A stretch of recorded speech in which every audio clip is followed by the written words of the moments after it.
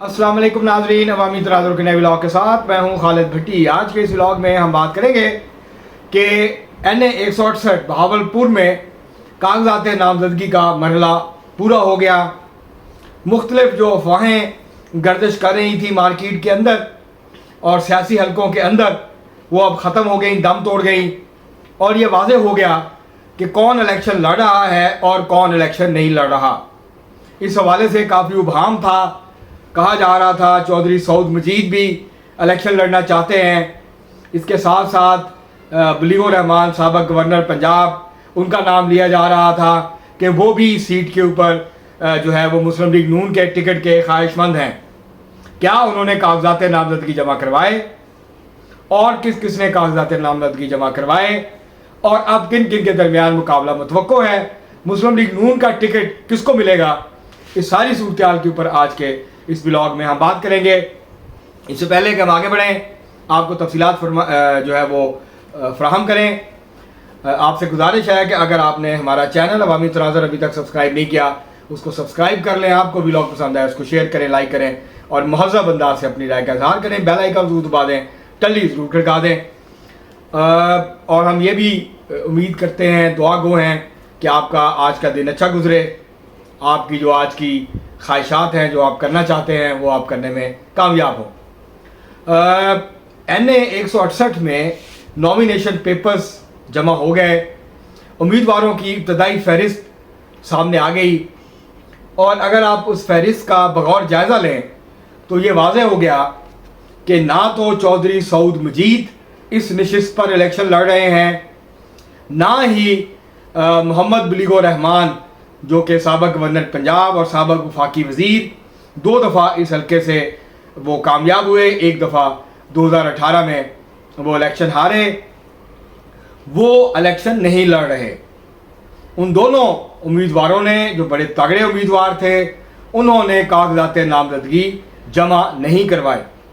इसका मतलब यह है कि अब मुकाबले में मुस्लिम लीग नून के दीगर ओहदेदार तो मौजूद हैं बहावलपुर के, लेकिन जो ये 2 तगड़े हैवी वेट्स थे ये अब मुकाबले में नहीं हैं। उन्होंने फैसला किया कि मुस्लिम लीग नून का जो टिकट है वो मलक मोहम्मद इकबाल चन्नड़ जो फौत हो गए, वफात पा गए थे, उनके जो बड़े बेटे हैं, क्योंकि उनके जो एक बेटे हैं मलक ज़हीर अब्बास मलक ज़हीर इकबाल चन्नड़, वो जो हैं डिप्टी स्पीकर हैं पंजाब असम्बली के, MP हैं ऑलरेडी।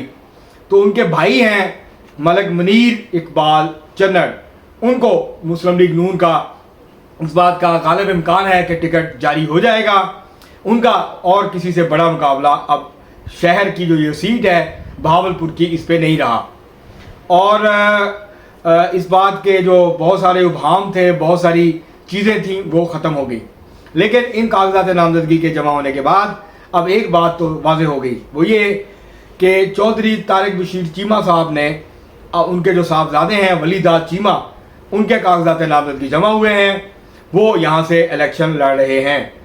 इसके साथ साथ कवरिंग कैंडिडेट के तौर पे चौधरी तारिक बशीर चीमा साहब के अपने कागजात भी जमा हो गए हैं NA 168 बहावलपुर 5 से। इसके साथ साथ सैयद इरफान बुखारी हैं, ये भांजे हैं सैयद तस्नीम नवाज़ गर्देजी, जो कई दफ़ा बहावलपुर से कामयाब हुए, मुस्लिम लीग नून में रहे, बाद में फिर इख्तलाफात हो गए, तो बहरहाल वो यहाँ से कामयाब होते रहे, इसके साथ वाला जो हल्का है वहाँ से। तो अब उनके जो भांजे हैं उन्होंने भी कागजात नामजदगी जमा करवाए हैं। पाकिस्तान पीपल्स पार्टी किसको टिकट देगी ये अभी क्लियर नहीं हुआ, ये भी वाज़ेह नहीं हुआ।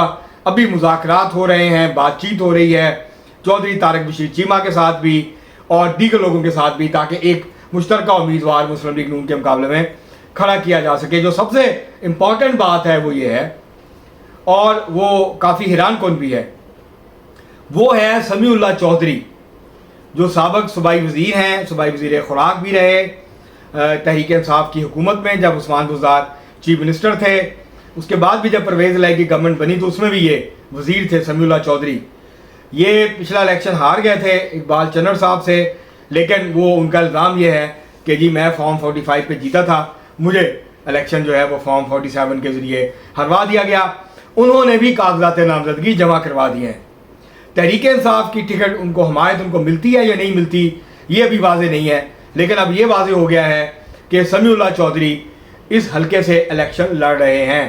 ان کے کاغذات نامزدگی جمع ہوئے تھے، وہ منظور ہو گئے ہیں۔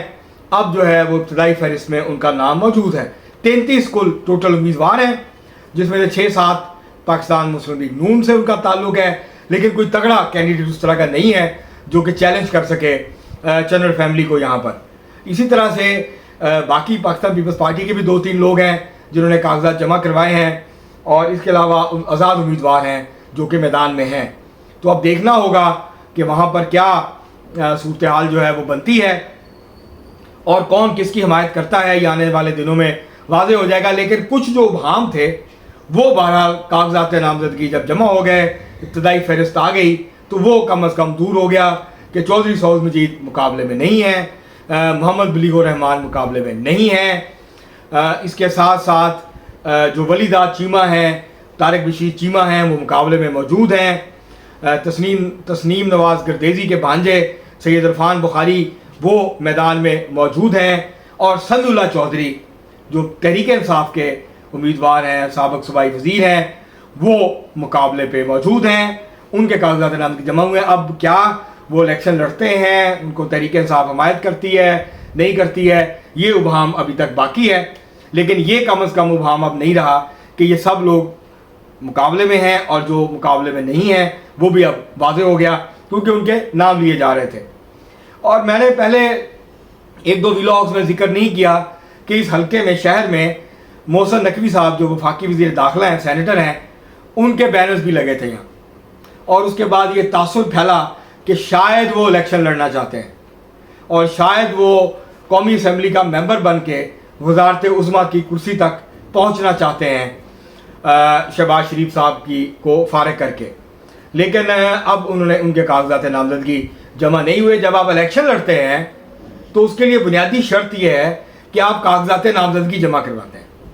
کاغذات نامزدگی آپ کے منظور ہو جاتے ہیں، اس کے بعد پھر آپ نے آزاد لڑنا ہے، کسی سیاسی جماعت کا ٹکٹ لینا ہے، اس کا فیصلہ بعد میں ہوتا ہے، لیکن جو کاغذات نامزدگی جمع کرانا ہے وہ بنیادی شرط ہے الیکشن لڑنے کے لیے پاکستان میں، وہ صوبائی اسمبلی کا ہو، قومی اسمبلی کا ہو، وہ جو ہے وہ کونسلر کا ہو، وہ میئر کا ہو، کوئی بھی الیکشن ہو، اس کے لیے جو پروسیس ہے، جو لیگل ایک طریقہ کار ہے، اس کو آپ کو فالو کرنا پڑتا ہے، اور اس کے لیے آپ کو کاغذات نامزدگی جمع کروانے پڑتے ہیں، اس کی جانچ پڑتال ہوتی ہے، اس پہ اعتراضات لگتے ہیں یا نہیں لگتے، اس کے بعد جو ہے وہ آپ الیکشن لڑنے کے اہل قرار پاتے ہیں۔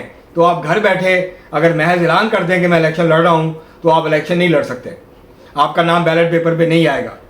تو یہ اب ساری جو اس وقت کی لیٹسٹ صورتحال ہے۔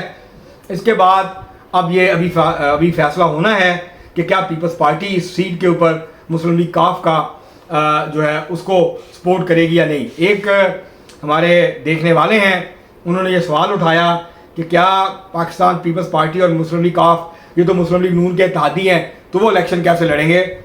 تو ان کے لیے عرض ہے کہ گلگت بلتستان کے اندر بھی پاکستان پیپلز پارٹی مسلم لیگ نون نے آمنے سامنے الیکشن لڑا، مسلم لیگ کاف نے بھی امیدوار کھڑے کیے تھے۔ اسی طرح کشمیر کے اندر بھی مسلم لیگ کاف نے جو کشمیر کی نشستیں تھیں وہاں الیکشن ہوئے ہیں، وہاں پر چند نشستوں پر مسلم لیگ کاف کے امیدوار تھے۔ مثلا جو گجرات کی نشست ہے کشمیری مہاجرین کی، اس پہ مقابلہ ہی مسلم لیگ کاف اور مسلم لیگ نون کا تھا، اور کافی زوردار وہاں پہ اچھا مقابلہ جو ہے وہ دیکھنے کو ملا۔ تو یہ کوئی اصولی بات نہیں ہے کہ یہ ایک دوسرے کے سامنے الیکشن نہیں لڑیں گے۔